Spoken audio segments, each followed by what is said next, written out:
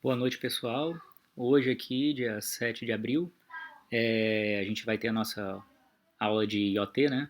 Eu tive um probleminha para estar aqui presencialmente no horário nosso habitual, mas aí eu deixei esse vídeo agora aí publicado para vocês verem. Eu acho que vai explicar direitinho sobre esse tipo de base que é importante. Qualquer dúvida aí eu estou sempre à disposição. Vocês podem mandar e-mail, podem pelo AVA. Eu vou estar no chat na hora lá, disponível. Eu tive um pouco de problema de estar online totalmente. Minha internet não está 100% e tal. No chat eu acho que é mais confiável da gente fazer. É, então tá, a gente vai falar hoje sobre bases de dados no SQL, né, armazenamento em bases de dados no SQL. Esse tipo de base de dados no SQL também tem muita gente que chama de NoSQL, porque é um nome em inglês, né, NoSQL. E aí tem muita gente que conhece, mesmo em português, fala NoSQL. Mas tanto faz vocês falarem NoSQL ou NoSQL. É um tipo de base de dados que é diferente daquelas que provavelmente vocês estudaram nas disciplinas de banco de dados. Se por acaso alguém não fez disciplina de banco de dados, não tem problema, eu vou falar um pouquinho antes sobre o armazenamento tradicional, como é que ele funciona. Vou falar rápido, não vai ser uma coisa muito demorada sobre armazenamento tradicional. Então, se você tiver algum problema para entender nesse comecinho, eu sugiro que você dê um pause e dê uma olhada num vídeo sobre armazenamento de bases de dados tradicionais. Eu não vou fazer essa explicação aqui, foge um pouco do escopo, mas eu vou deixar lá também um link de um videozinho bem interessante. Existem textos também interessantes sobre o armazenamento. Eu vou pegar um vídeo que é mais rápido para vocês darem uma olhada, não é um vídeo meu, é um vídeo no YouTube interessante, falando sobre armazenamento tradicional, né, sobre como é que funciona esse esquema de tabelas e tal. Vou falar isso rapidamente, se vocês acharem que precisam de mais disso para continuar entendendo, deem uma olhada nesse vídeo antes, depois vocês voltam para o nosso vídeo aqui.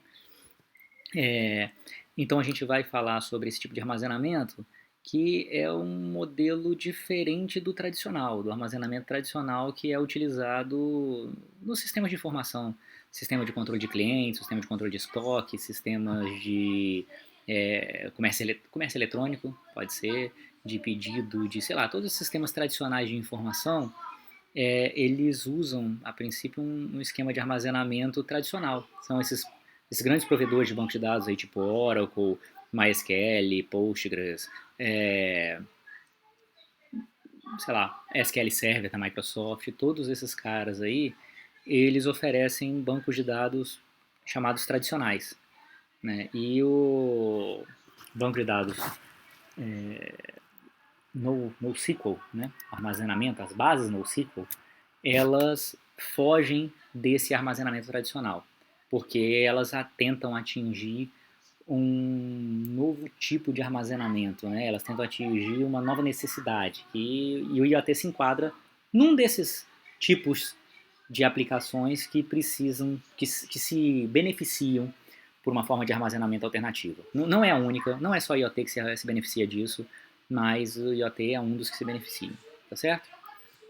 A gente vai começar então falando sobre o modelo clássico de armazenamento, o armazenamento tradicional, banco de dados tradicional, que é o que vocês estudam nas disciplinas normalmente de banco de dados. Já falei aqui agora há pouco, quem não estudou isso aí, eu vou dar uma geralzinha agora aqui. Mas, basicamente, o modelo clássico de armazenamento de dados, a gente usa um tipo de base de dados chamado base de dados relacionais. O que são bases de dados relacionais?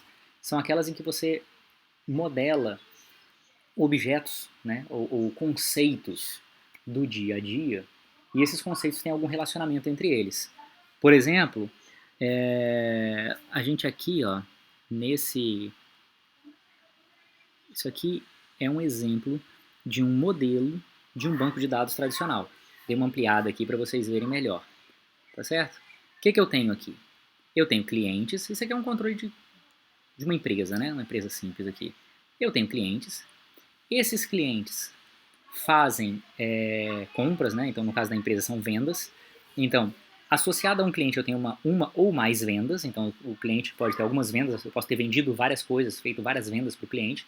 Então, eu tenho cliente. Cada cliente tem uma série de atributos. Ou seja, o cliente tem um código, o cliente tem um nome, tem um endereço, um telefone, um CPF, CEP, RG. Tem mais uma série de dados que eu posso colocar do cliente aqui, data de nascimento, um monte de coisas, um monte de informações que eu posso colocar aí sobre o meu cliente. E a esse cliente eu tenho associado algumas vendas, né? Vendas que eu já realizei. Isso aqui é uma livraria. Então, por exemplo, cada venda tem um código. Cada venda está associada a um cliente, né? Eu vendo alguma coisa para um cliente. Eu tenho um código da venda, que é um númerozinho, para dizer a venda 1, a venda 2, a venda 3, pode ser um número na nota fiscal, por exemplo, alguma coisa assim. A venda tem uma data, né? Tem o nome do cliente, quem foi que comprou, qual foi o livro e qual foi a forma de pagamento, tá certo?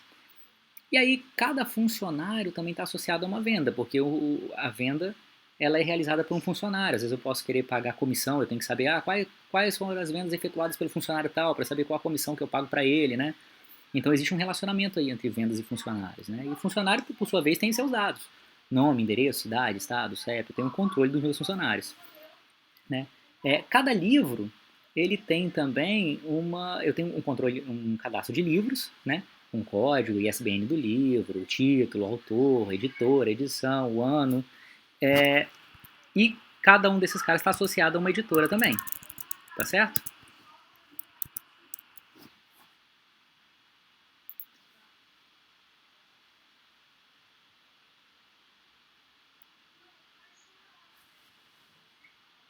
Então, pessoal, um banco de dados é chamado relacional, o banco de dados tradicional, né?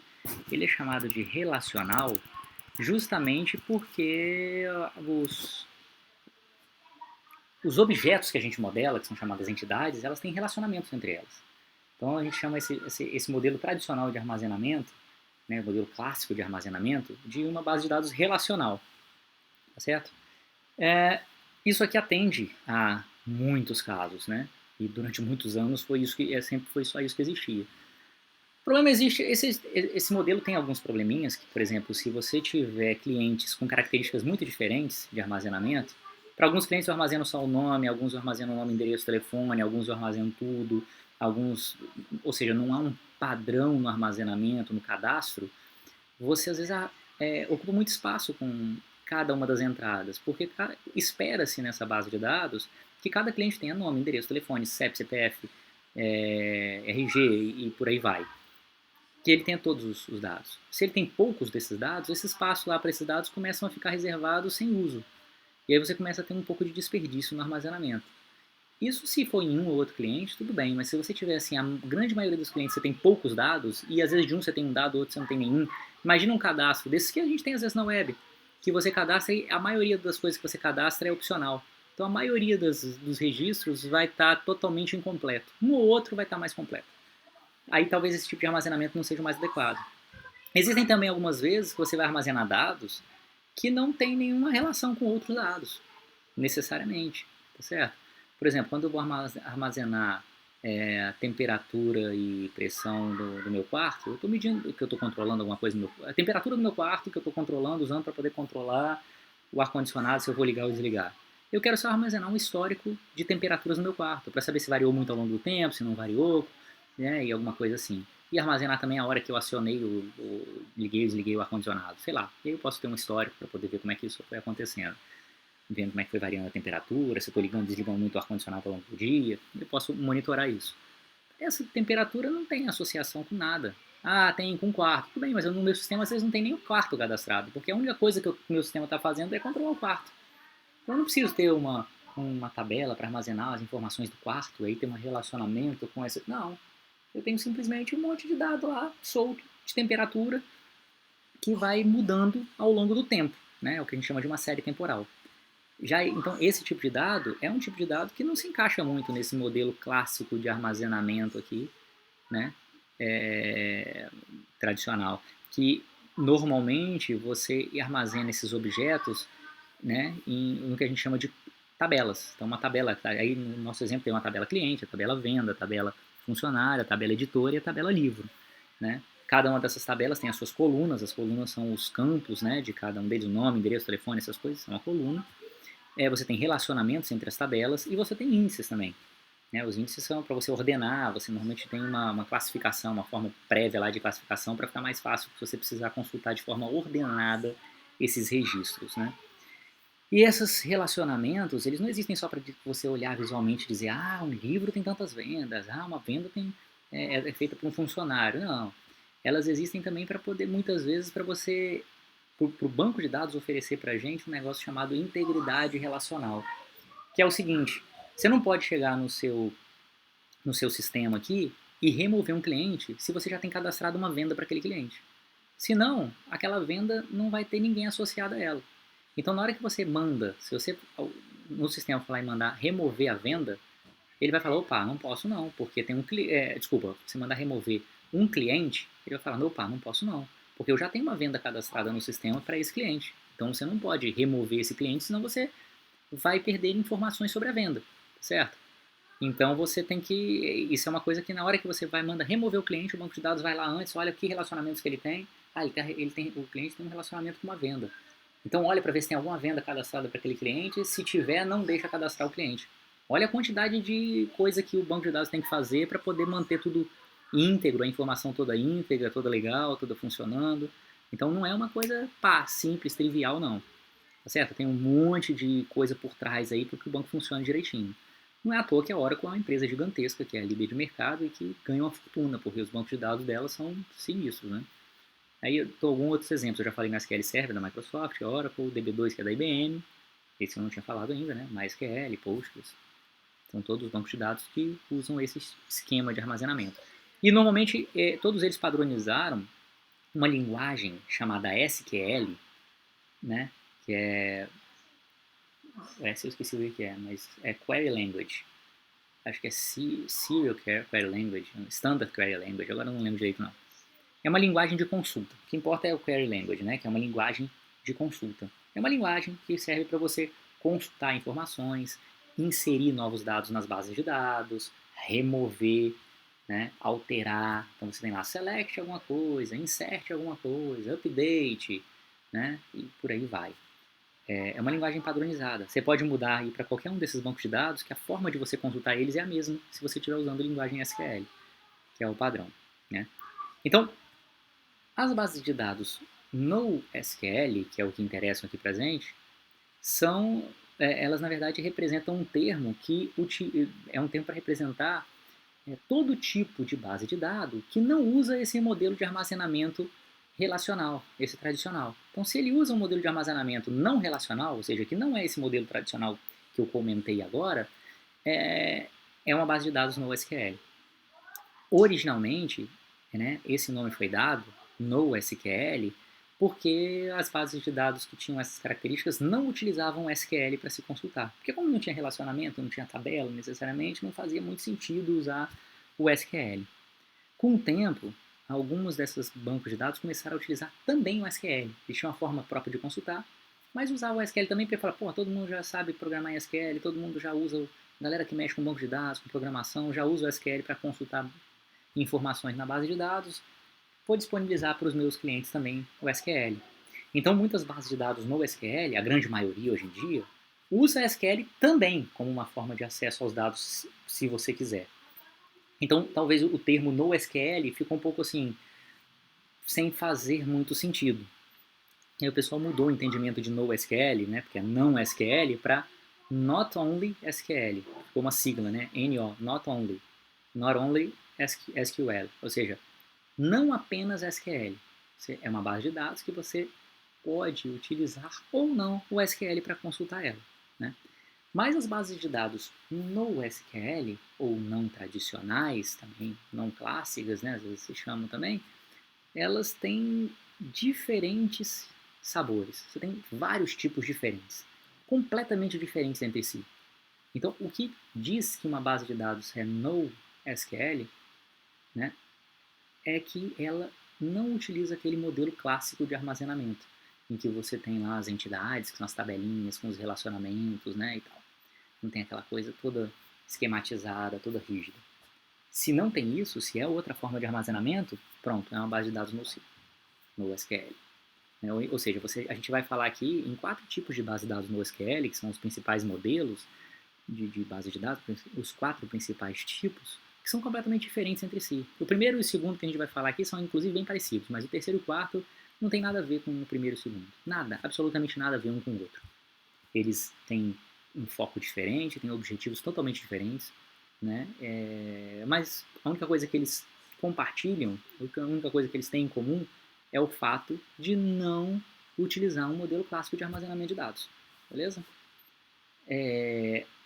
Por que alguém projetou esse tipo de base de dados, assim, que não usa o modelo clássico, para ter melhor desempenho, melhor escalabilidade, aumentar a disponibilidade, a resiliência, que é você ser mais tolerante a falhas, você funcionar mesmo sob a adversidade, né? Desempenho e escalabilidade é o principal. Poder ter bancos de dados gigantes, com um desempenho muito bom, quando eu não preciso de tanto controle e meus dados não são tão rígidos como o que acontece nos bancos de dados tradicionais, né, SQL. Beleza? Bom, dado isso, faltou falar quais são os 4 tipos de bancos de dados NoSQL, né, que a gente vai falar. A gente vai começar falando num banco de dados, numa base de dados baseada em chave-valor, a gente vai ver o que é isso. Depois baseada em documentos, que é uma melhoriazinha do baseado em chave-valor. Por isso que eu falei que os dois primeiros tinham relação entre eles. E depois a gente vai falar em outros dois que não tem nada a ver um com o outro. Eles são bases de dados gráfico, né, o banco gráfico, e o colunar. Não tem nada a ver com chave-valor, não tem nada a ver com baseado em documentos. Beleza? Vamos falar sobre esses caras aqui então. Bom, primeira coisa, em todos eles, que geralmente não aplicam um esquema. O que quer dizer não aplicar um esquema? Eu não falei nisso no slide, até tinha falando lá sobre esquema, mas eu não comentei, comento agora. Um esquema são todas essas regras rígidas que tem para para formação de relacionamentos, de índices, né? Quando você vai inserir um novo dado, ele vai lá e gera um índice novo para poder ter tudo ordenadinho para a hora que você precisar ordenar já está mais ou menos pré-ordenado. Ele verifica os relacionamentos quando você for apagar um registro para ver se não tem um dado que depende dele e aí você não pode apagar, que nem eu disse com vocês sobre cliente e venda. Tudo isso, todas essas regras rígidas, né, fazem parte do esquema, né, do esquema do banco de dados. Isso que é o esquema, todo esse controle de integridade da base de dados, vamos dizer assim, né? No ambiente de IoT, por exemplo, é muito comum a gente ter armazenamento de séries temporais. Como eu falei com vocês lá do controle de temperatura do ar-condicionado. Vai a temperatura do quarto, né? Temperatura do quarto que vai causar ou não o acionamento do ar-condicionado. E aí, basicamente, o que eu tenho são dados que são lidos periodicamente por um sensor. Eu usei a temperatura como exemplo, mas podia ser N outras leituras de sensores. E nesses casos, as bases relacionais não são muito adequadas. Eu podia criar uma tabela lá, com data e o valor que foi lido. A data e a temperatura. Pronto. É uma tabela com 2 campos. Um campo chamado data, né, data e hora, e um campo chamado temperatura. Beleza. E é só eu ir saindo. Aí eu podia armazenar? Claro que posso armazenar. A questão é que um gerenciador de banco de dados, um Oracle, um Postgres, um MySQL, eles têm inúmeros controles que não vão ser usados para nada nesse tipo de armazenamento. Então você está pegando, sei lá, um canhão para matar mosquito. E aí quando você usa um canhão para matar mosquito, fica até difícil de matar mosquito, né?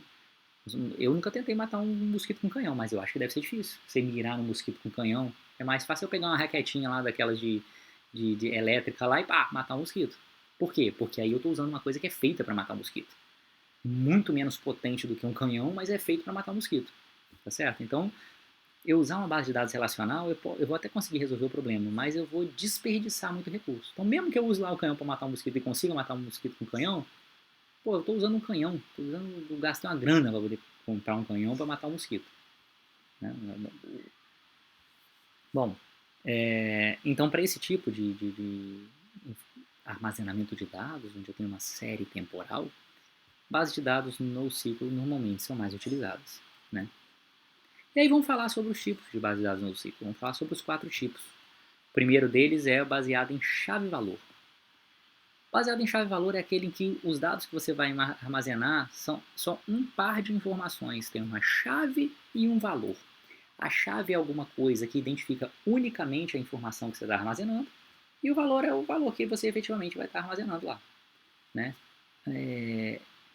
Ele tem um modelo de dados extremamente simples, porque tem só uma chave e um valor a ser armazenado.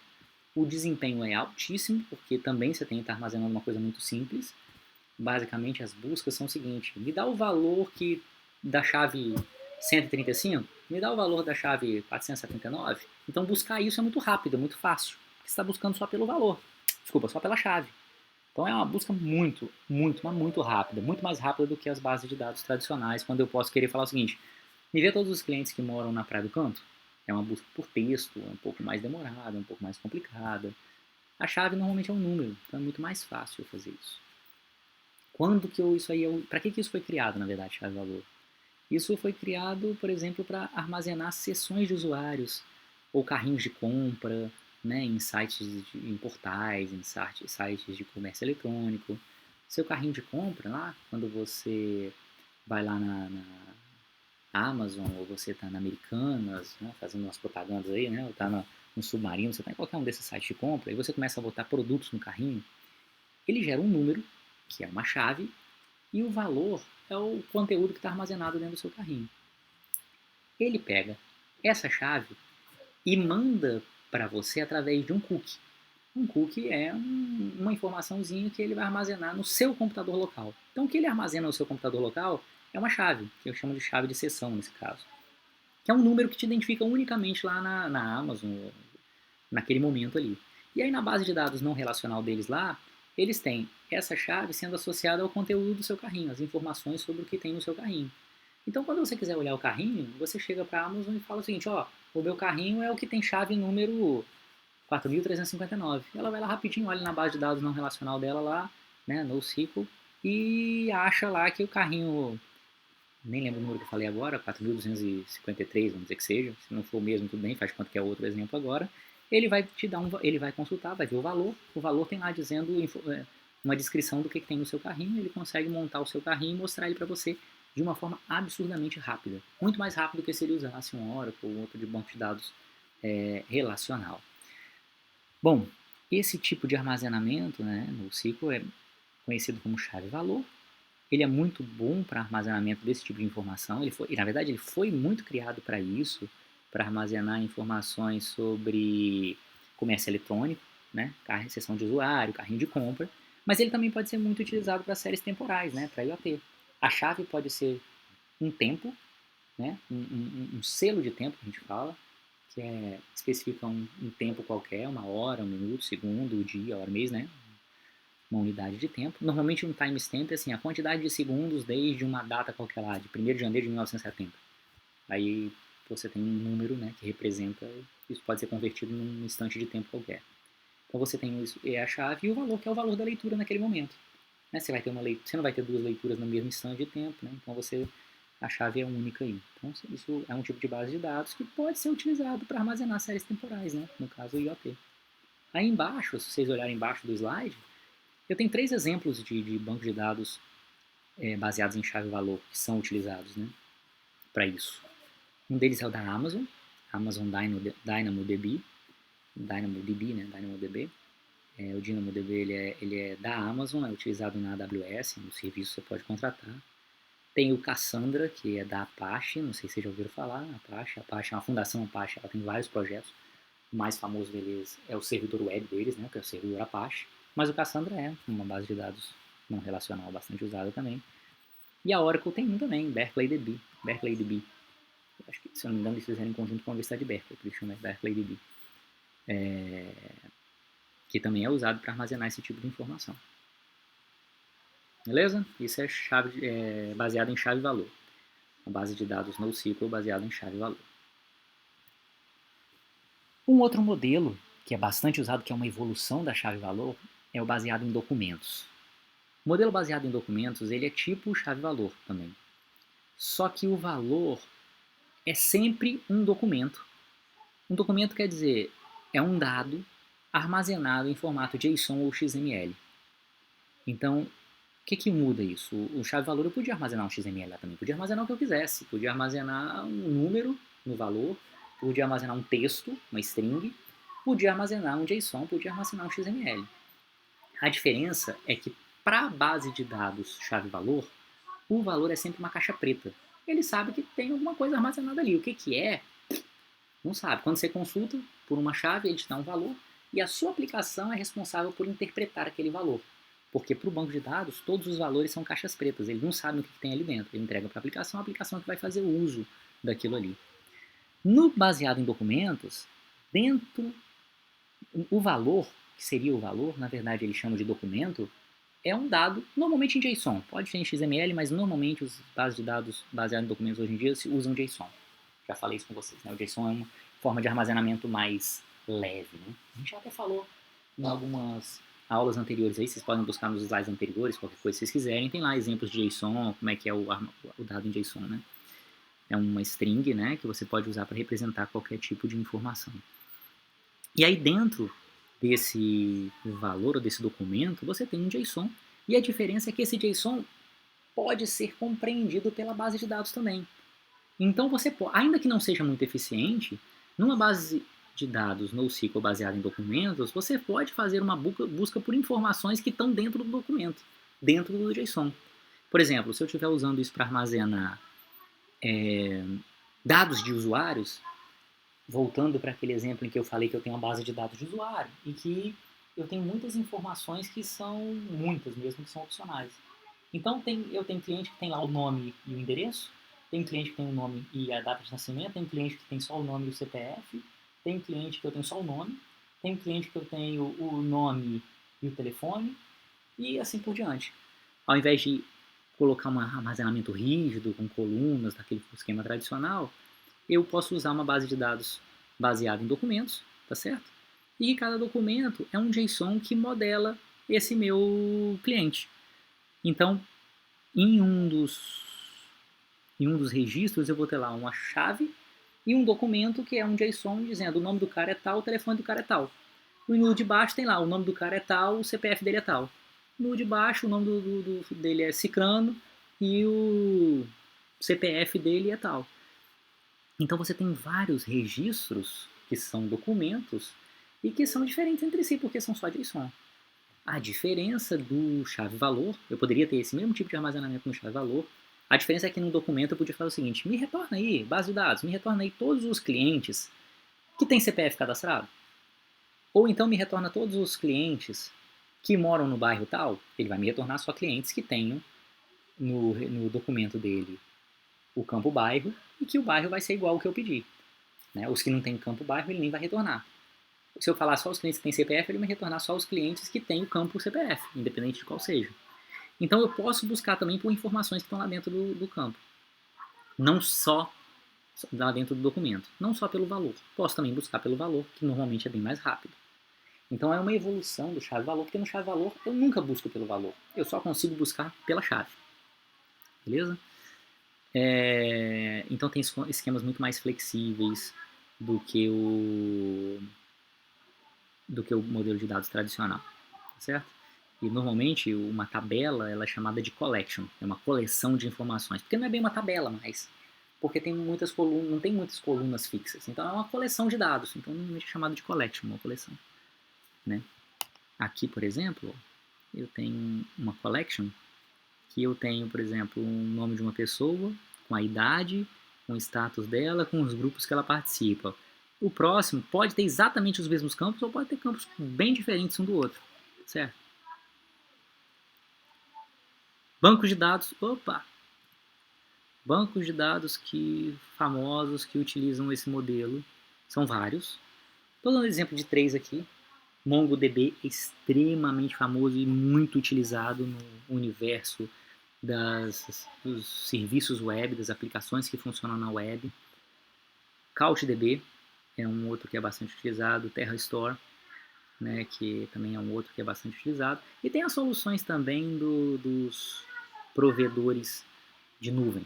A gente vai ver no Google Cloud. O Google Cloud tem uma solução para documentos, para base de dados baseada em documentos, que é o que a gente vai usar, inclusive, no laboratório. Depois vocês vão ver lá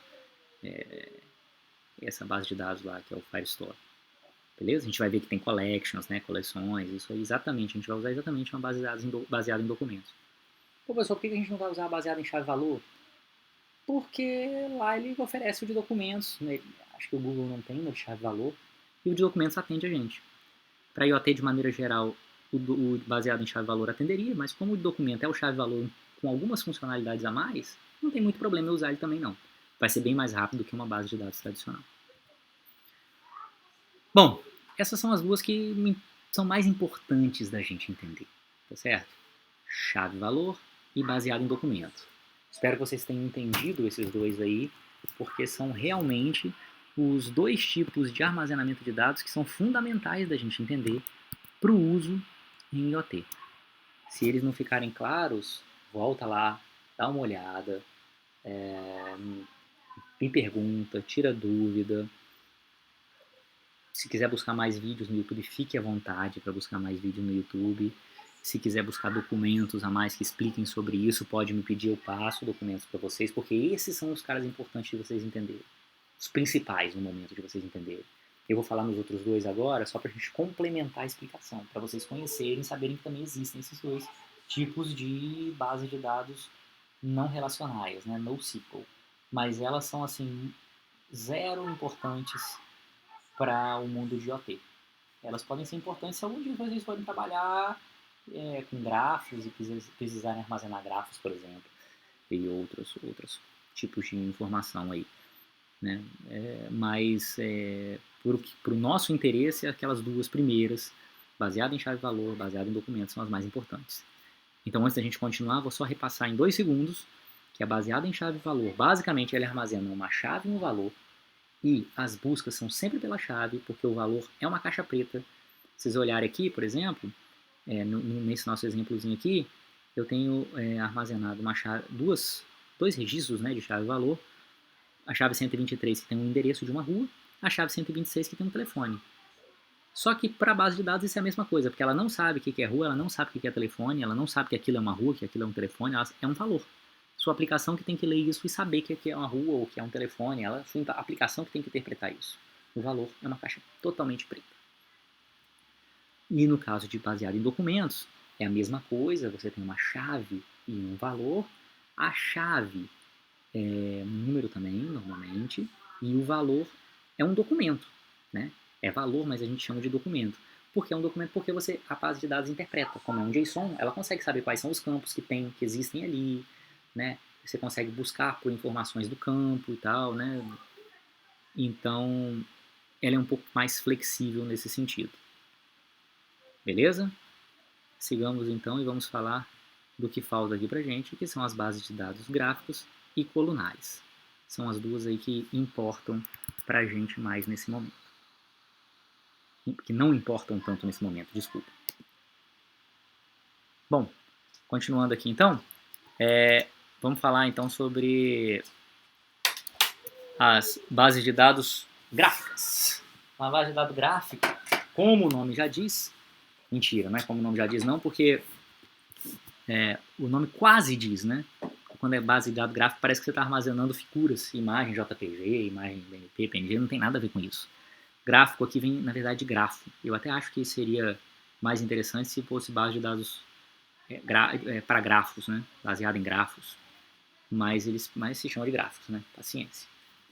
Na verdade, é para armazenar grafos, né? Para quem não sabe o que é grafo, essa figura aí na esquerda é um grafo, que são vértices com ligações direcionadas entre esses vértices, que são chamadas bordas, essas ligações, né? Então você tem, por exemplo, nesse nosso exemplo aqui, um grafo em que você tem usuários e ligações entre os usuários, numa rede social aqui, por exemplo. Ó. Se vocês olharem aí, eu tenho um usuário chamado Johan, que segue, né, o follows aí, que segue o usuário Peter, e o Peter segue o usuário Emil, e o Emil, por sua vez, também segue o Peter, e o Emil segue o Johan segue o Emil. Então você tem esses relacionamentos entre vários usuários aí que formam um grafo, que é exatamente isso. O grafo são esses vértices, né, essas entidadezinhas aí, que têm relacionamentos entre eles, que têm vetores que ligam ao outro direcionais. Direcionais porque normalmente um segue o outro. Então, se botar uma setinha saindo de Johan indo para Peter, significa que o Johan está seguindo o Peter e não o Peter está seguindo o Johan. Então, esse relacionamento tem uma direção. Dá para modelar isso numa base de dados clássica, tradicional? Dá, claro que dá. Só que quando você usa uma base de dados gráfica, né, baseado nesse conceito aqui, ela é própria para isso. Então, ela é muito mais eficiente para você armazenar e para você obter informações sobre um grafo. Se eu quiser saber quem é que segue o Peter, quem o Peter segue, né, os relacionamentos aí desse grafo, quiser percorrer caminhos entre o grafo para poder saber qual a distância que um usuário está do outro e coisas assim, é muito mais eficiente, muito mais rápido de fazer numa base de dados gráfica. tá certo? Esse da esquerda é um grafo simples, o da direita é um grafo muito mais complexo. Né? Se vocês olharem aí, é um grafo bastante complexo, que daria para armazenar numa base de dados clássica, só que se eu armazenasse numa base de dados clássica, provavelmente a eficiência que eu teria se eu quisesse buscar relacionamentos aí nesse gráfico da direita, principalmente, que é maior, seria bastante mais complicado, tá certo? Bem complicado, poderia ser bem lento. Numa base de dados gráfica, ela é feita para isso, né? Então, principalmente para armazenamento de grafos grandes, né? Com grandes volumes de dados, o famoso Big Data aí, né? Que vocês já devem ter ouvido falar. Então você tem muito mais eficiência no tratamento desse tipo de informação. Então, se você precisa de informações desse tipo, tem vários usos hoje em dia, né? Porque muitas coisas são representadas com grafos, né? Que são informações que têm relacionamento entre si, né? Como se fossem mapas mentais ou relacionamentos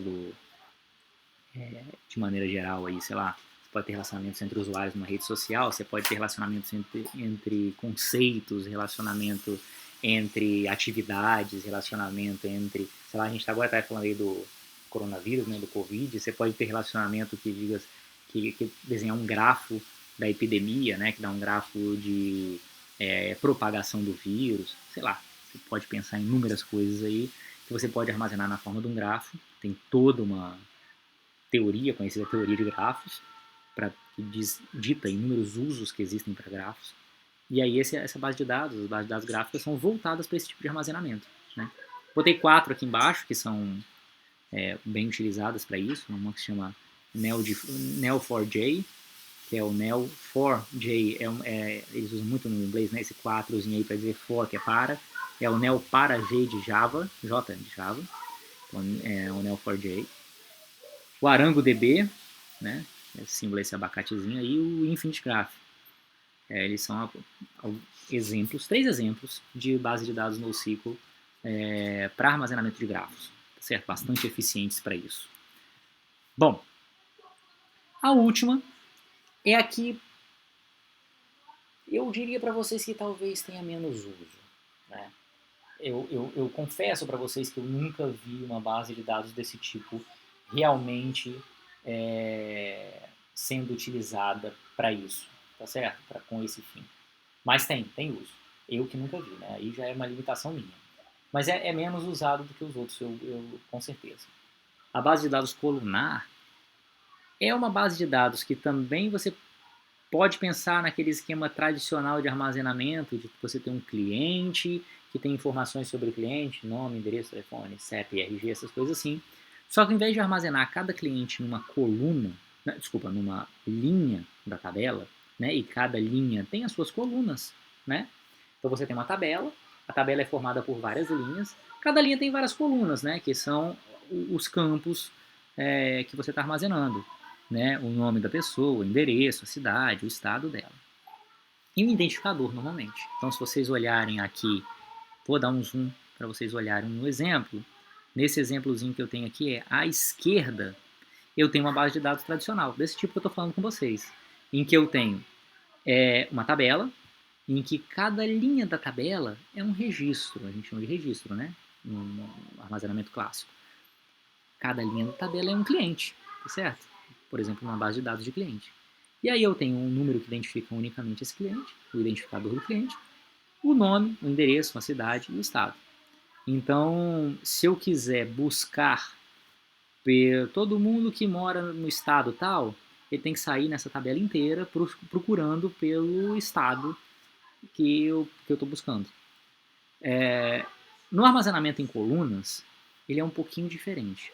Ele separa cada uma das colunas como se cada uma das colunas fosse uma tabela individual. Ele quebra a informação do cliente, por exemplo, em várias tabelinhas, em que cada tabela é uma coluna, é responsável pelo armazenamento de uma coluna. Uma tabela para o nome, uma tabela para o endereço, uma tabela para a cidade, uma tabela para o estado, como se fosse assim. Cada tabela é uma coluna. E aí, quando eu preciso buscar por um estado, por exemplo, é muito mais rápido, porque basta eu buscar naquela tabela do estado. Então eu vou lá e procuro naquela tabela do estado, que é uma tabela muito mais enxuta, muito mais reduzida do que a tabela tradicional lá, do lado esquerdo, e aí eu busco, vejo quais são os registros, cada estado está tá associado a um registro, e aí, dado os registros, eu consigo obter as outras informações que eu quiser daquele registro. Às vezes eu vou querer só o nome, às vezes eu vou querer saber só quantos são do estado, né? Muitas consultas desse tipo.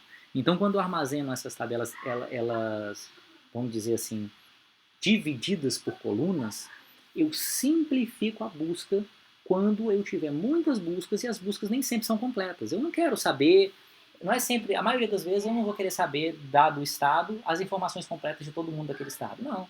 Eu vou querer saber só quantas pessoas que são, a maioria das vezes. Ou eu vou querer saber daquele estado quantas pessoas moram em cada cidade. Então eu estou olhando só duas colunas, que é estado e cidade. Então eu não preciso consultar a tabela inteira. Então quando isso for muito frequente, tem aplicações onde isso é muito frequente, né? Aplicações em que eu tenho uma massa de dados grande, mas no fundo, na maioria das vezes eu não estou interessado muito num dado, eu estou mais interessado nas estatísticas dos dados. Aí esse armazenamento em coluna pode ser interessante porque eu reduzo muito a complexidade para fazer as buscas.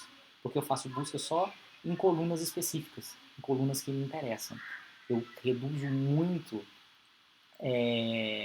as operações de leitura e escrita em disco, né? Então isso fica muito mais eficiente, muito mais rápido para fazer esse tipo de consulta.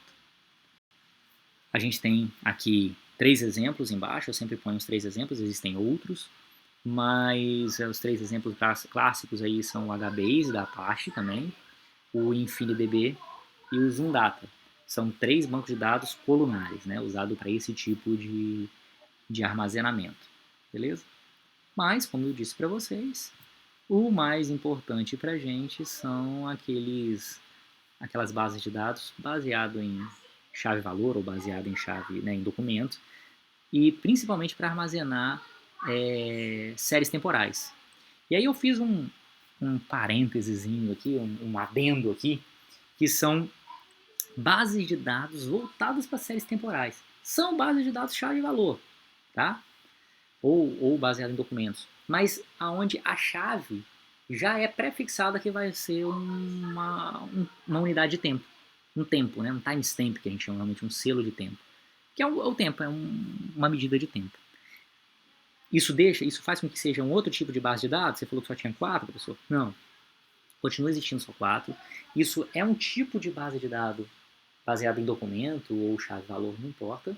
Mas é um que eles pensaram assim, ó, não, isso vai ser uma chave-valor em que a chave vai ser sempre um timestamp, vai ser sempre uma unidade de tempo. Como isso tem uma aplicação muito grande, isso continua sendo chave-valor ou, nesse caso aqui, no nosso exemplo que eu estou mostrando chave-valor, mas pode ser baseado em documento também, no qual a chave é um timestamp, tá certo? Isso sim é bastante utilizado em IoT. Né? Então a gente usa uma daquelas duas primeiras que eu falei com vocês, mas normalmente, inclusive, essas que são voltadas para armazenamento de séries temporais. E aí tem 3 embaixo aqui, 3 exemplos de base de dados desse tipo, que são a InfluxDB, o ReactTS e o Graphite. A gente aqui no curso vai usar o InfluxDB. O InfluxDB a gente vai usar, mas esse a gente vai usar só quando a gente voltar às aulas presenciais mesmo, em algum momento aí, porque isso a gente tem que fazer um laboratório. Que aí assim a gente vai precisar do Arduino e tal. Quando a gente for montar uma infraestrutura toda local de controle, a gente vai, em vez de a gente usar a nuvem, a gente vai montar um servidor local, vai pegar os dados que a gente está gerando, que a gente está coletando, desculpa, no Arduino, vai mandar isso para um servidor. Nesse servidor a gente vai armazenar isso numa base de dados, que no caso vai ser o InfluxDB, que é uma base de dados não relacional, né, NoSQL, baseada em chave-valor, no caso especificamente para séries temporais.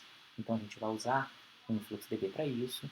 E depois a gente vai pegar a informação que está sendo armazenada no InfluxDB e vai usar ela para criar um dashboard.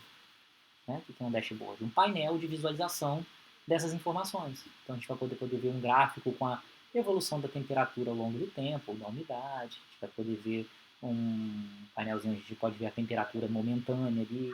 Aqueles painéis de controle que a gente vê na indústria e tal, em qualquer lugar, que você possa ter uma noção do que está acontecendo com as variáveis que você está controlando. Né? E pode até tomar atitudes em cima disso, mas a gente vai, a princípio, visualizar o que a gente está coletando. A gente vai fazer isso... de primeiro a gente vai fazer isso até num celularzinho, depois a gente vai usar o InfluxDB num servidorzinho para armazenar isso aí. E aí esse InfluxDB a gente vai usar. Então por isso que é importante a gente falar primeiro nessas bases de dados para a gente compreender. Lá no Google Cloud, que agora a gente vai falar primeiro do que o InfluxDB, estou falando assim porque lá na frente a gente vai ver o InfluxDB, lá no Google Cloud, que vai ser a aula de amanhã, aí sim vai ser uma aula, eu vou estar disponível direitinho, espero estar lá tudo certinho. A gente tira dúvidas, se ficou alguma dúvida ainda na aula de hoje sobre essas bases de dados não relacionais, e a gente lá no Google Cloud, o próximo passo vai ser pegar aquela informação que na aula passada vocês já conseguiram, né, gerar um dado e deixar o dado disponível lá no elemento de PubSub, de publicação e assinatura. A gente vai pegar essa informação e vai armazenar numa base de dados não relacional, numa base de dados chave-valor, né, desculpa, baseado em documento.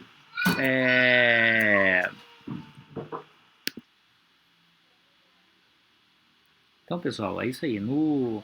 Lá na nuvem a gente vai usar, esse é o Firebase, que é o nome da base de dados que a gente vai utilizar para armazenar os dados. Eles vão ser gerados. A princípio, no começo aqui, a gente vai gerar eles artificialmente, igual vocês fizeram, né?